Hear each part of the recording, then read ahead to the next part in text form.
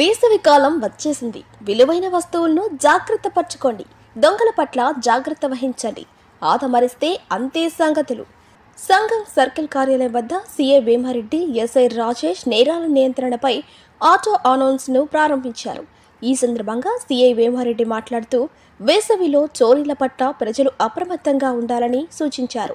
ఇళ్లకు తాళం వేసి వేరే ప్రాంతాలకు వెళ్లే సమయంలో తప్పనిసరిగా పోలీసులకు సమాచారం అందించాలని తెలిపారు. బంగారు, నగదు ఇళ్లలో ఉంచకుండా బ్యాంక్ లాకర్లో పెట్టుకోవాలని సూచించారు. సంఘం చేజల్ల ఏసిపేటలో ప్రతి గ్రామంలో ఉదయం పూట సాయంత్రం పూట తిరిగి ఎండాకాలంలో దొంగతనాలు నేరాలు ఎక్కువ జరుగుతూ ఉంటాయి.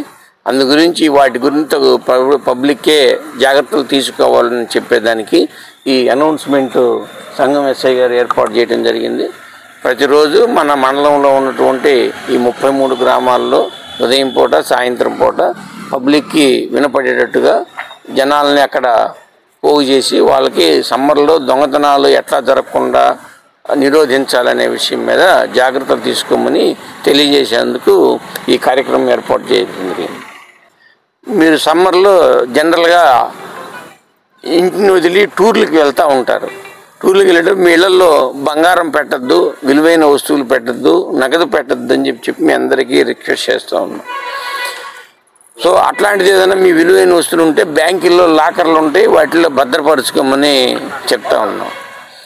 అంతేకాకుండా రాత్రిపూట మహిళలు మెడలో చైన్లు వేసుకొని ఆరు బయట నిద్రిస్తూ ఉంటారు.